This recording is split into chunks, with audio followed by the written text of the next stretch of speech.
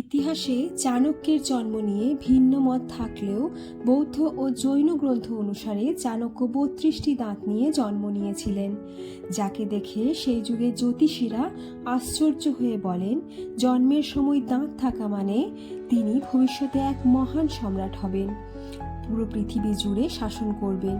কিন্তু বাবা একজন সাধারণ ব্রাহ্মণ হওয়ায় এই ভবিষ্যৎবাণী শুনে তার রাজা হওয়া আটকাতে সদ্যজাত শিশুর মুখের সামনের দাঁতগুলি পাথর দিয়ে ভেঙে ফেলেন।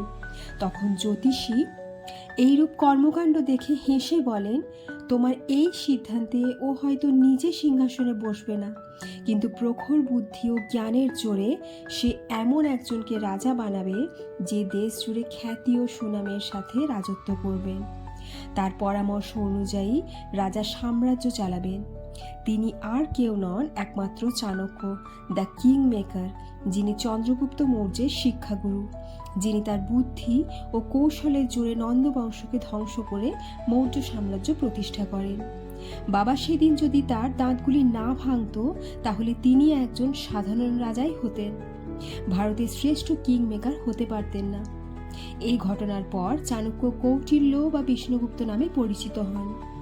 এই কাহিনীটি আমাদের শেখায় ভাগ্য ও শারীরিক প্রতিকূলতা কখনোই মানুষের মেধা ও ইচ্ছাশক্তিকে আটকাতে পারে না।